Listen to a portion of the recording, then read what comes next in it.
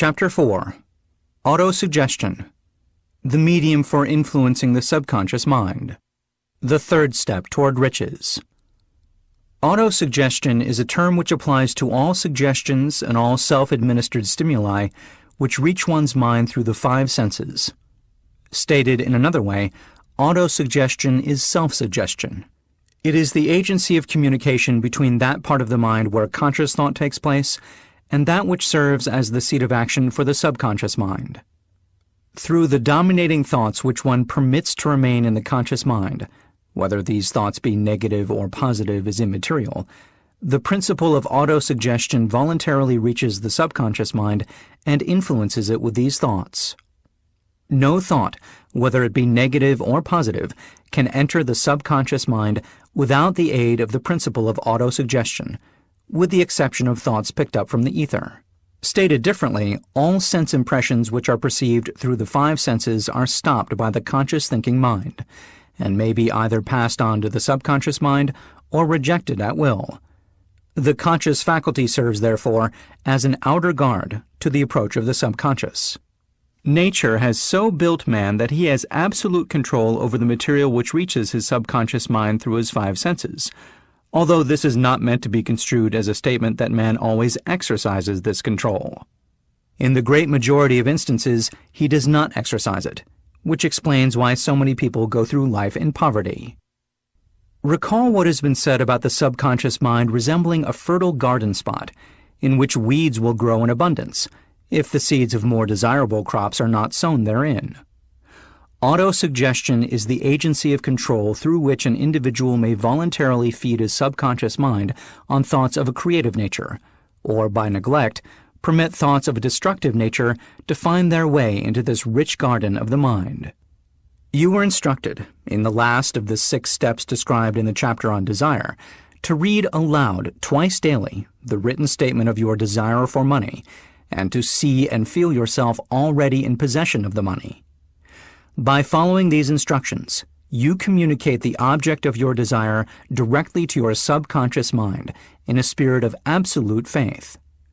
Through repetition of this procedure, you voluntarily create thought habits which are favorable to your efforts to transmute desire into its monetary equivalent.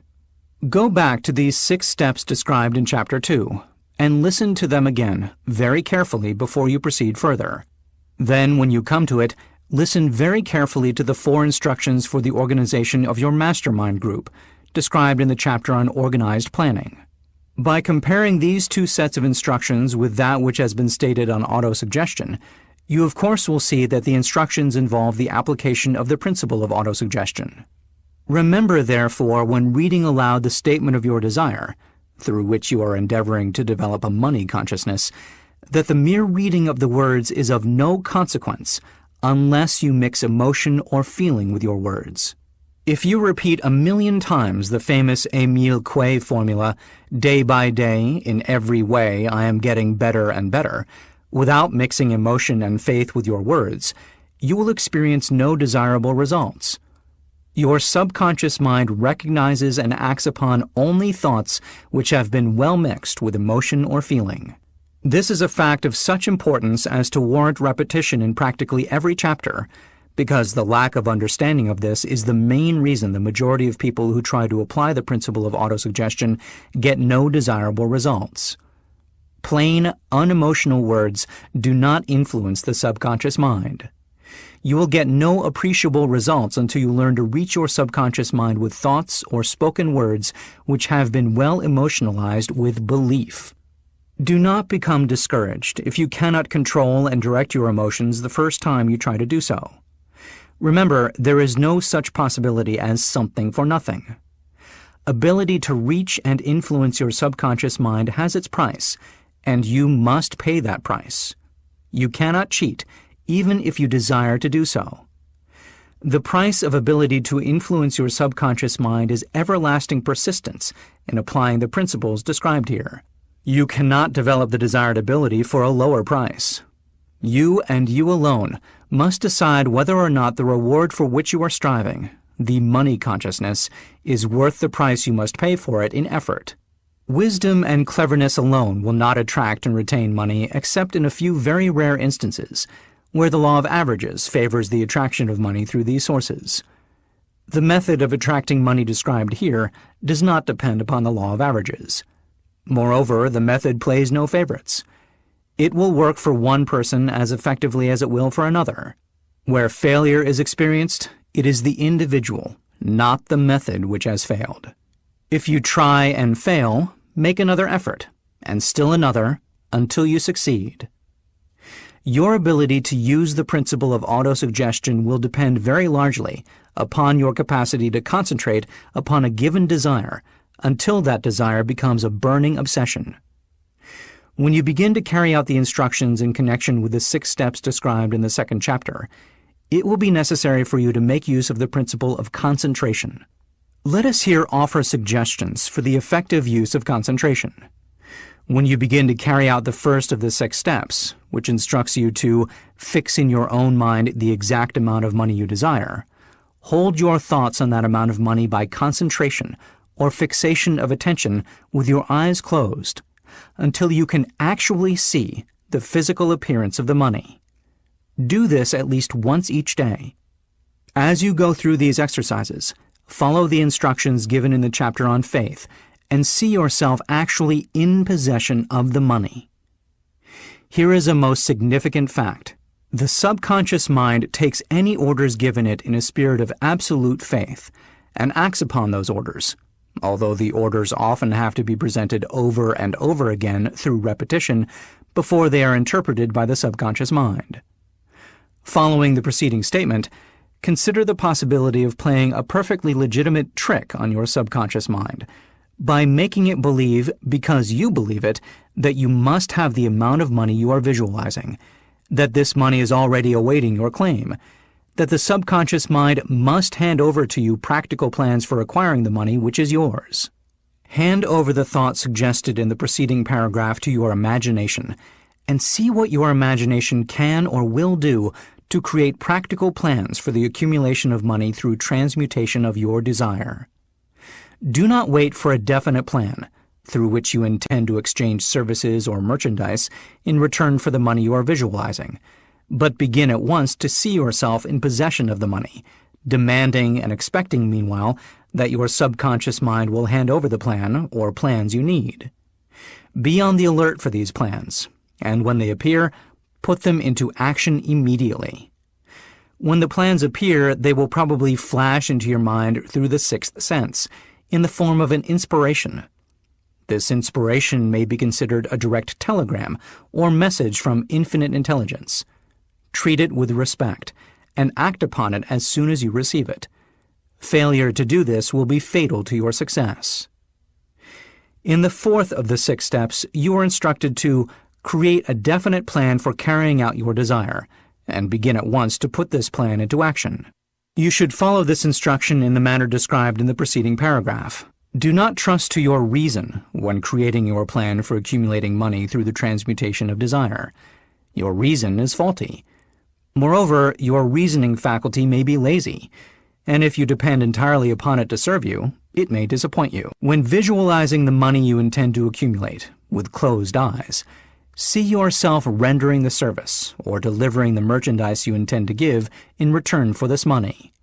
This is important. Summary of instructions. The fact that you are listening to this audiobook is an indication that you earnestly seek knowledge. It is also an indication that you are a student of this subject. If you are only a student, there is a chance that you may learn much that you did not know, but you will learn only by assuming an attitude of humility.